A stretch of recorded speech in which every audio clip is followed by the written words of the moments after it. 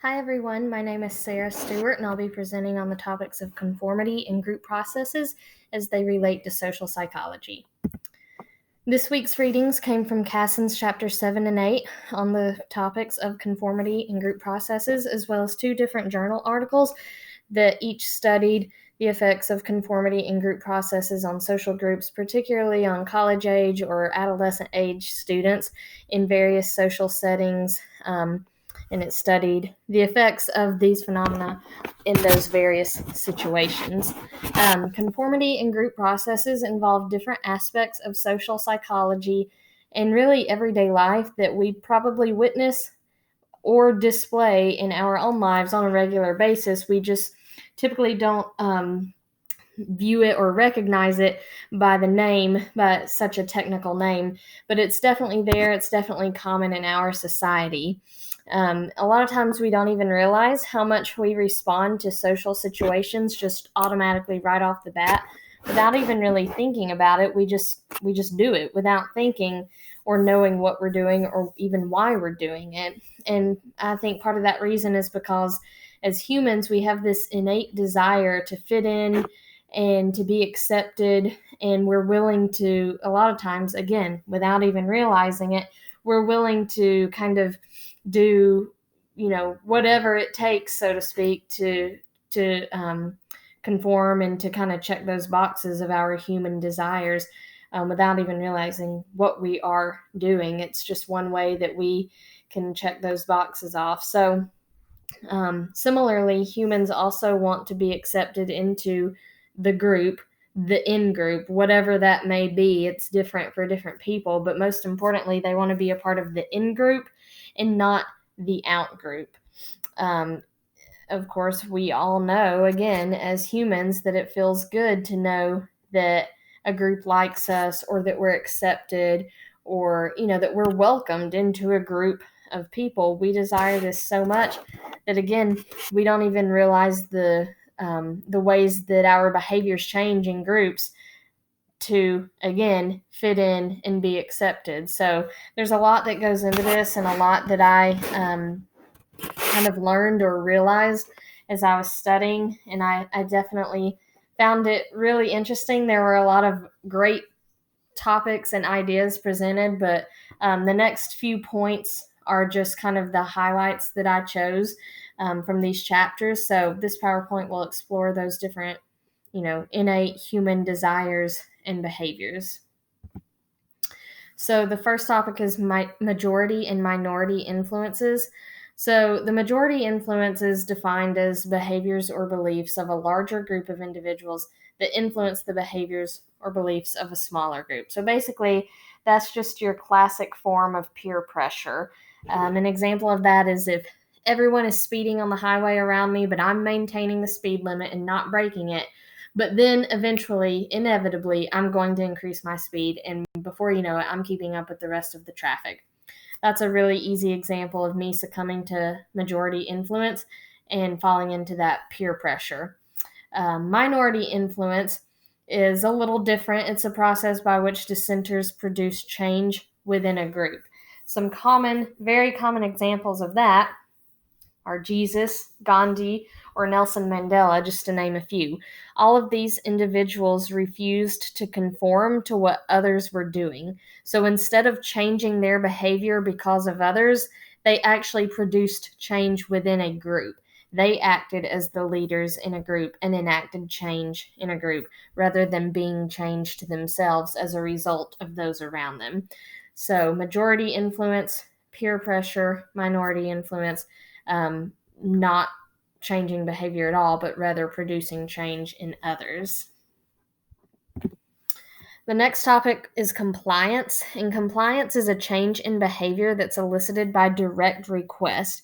So basically, a behavior change occurs when a specific request is presented to someone. There are a few different types of compliance.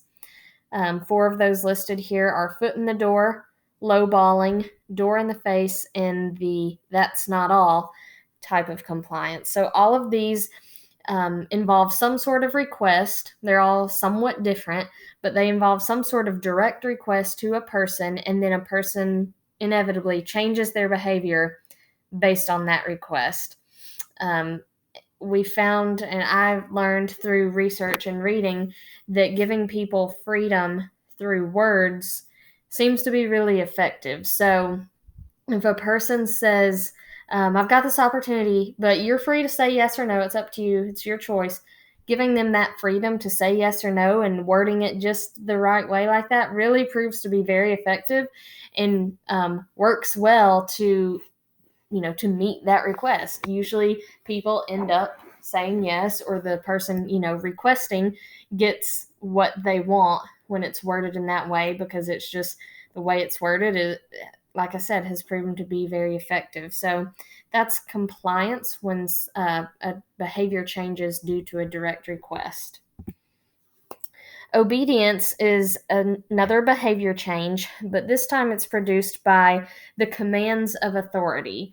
So, we've probably all been taught to respect and follow authority figures because it's the right thing to do and it's just what you're supposed to do, right?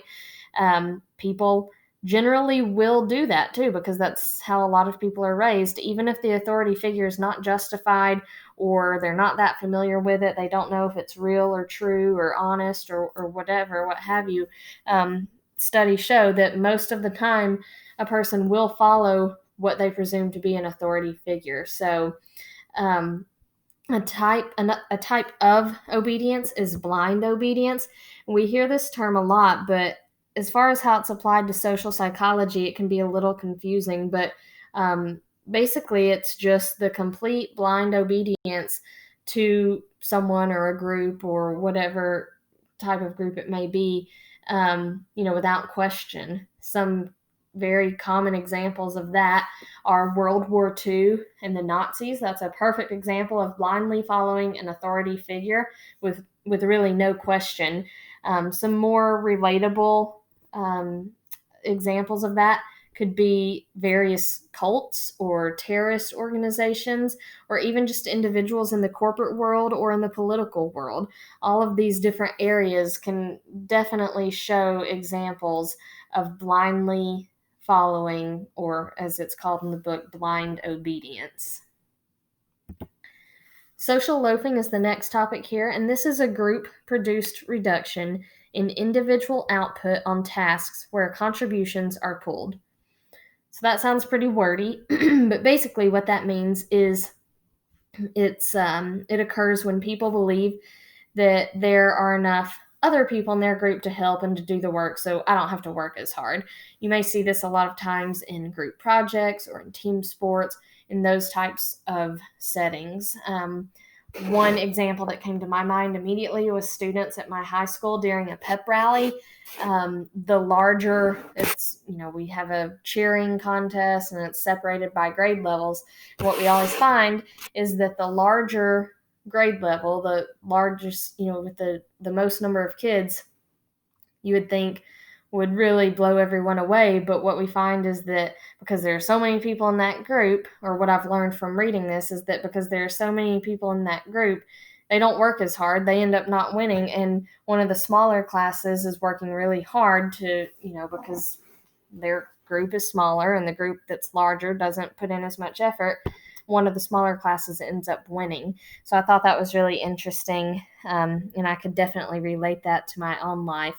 But I also began to think about how it varies from culture to culture, because everything that I was reading about social loafing, I kind of kept coming back to the idea that this was, very true of Americans or in, the Western world and individualistic cultures.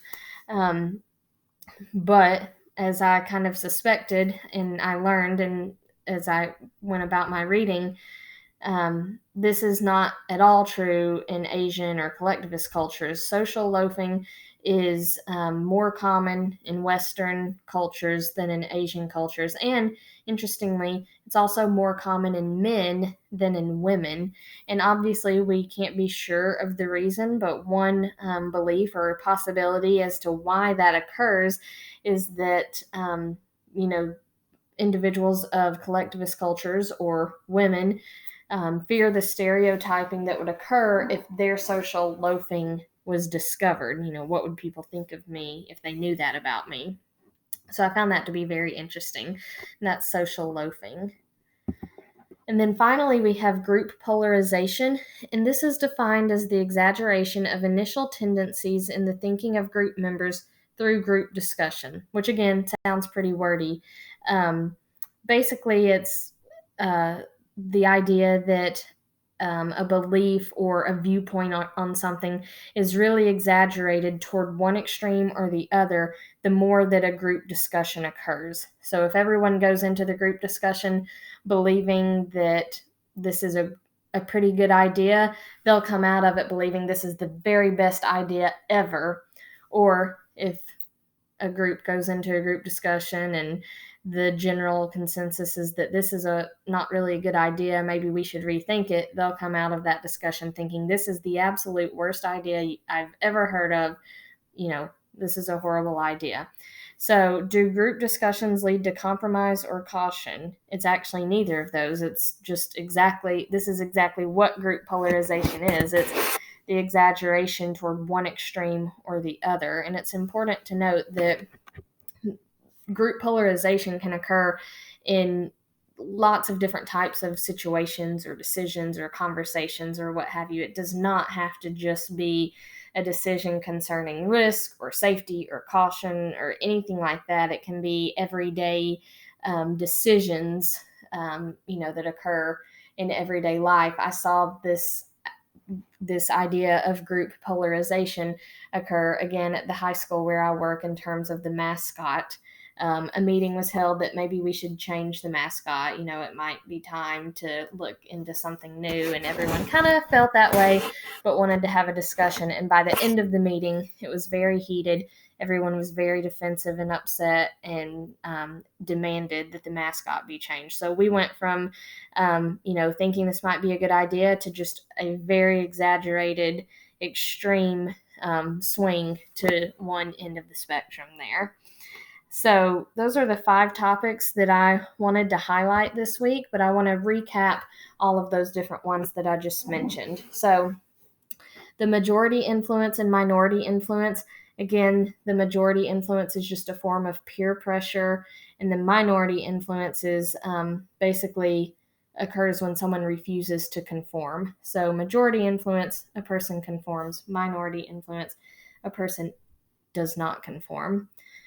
Compliance is a behavior change that occurs because of a direct request, while obedience is a behavior change that occurs because of a command from authority.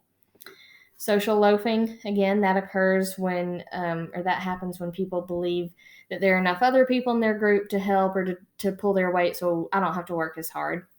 And then, as we just discussed, group polarization is just the extreme exaggeration of an idea or initial tendencies toward one side or the other.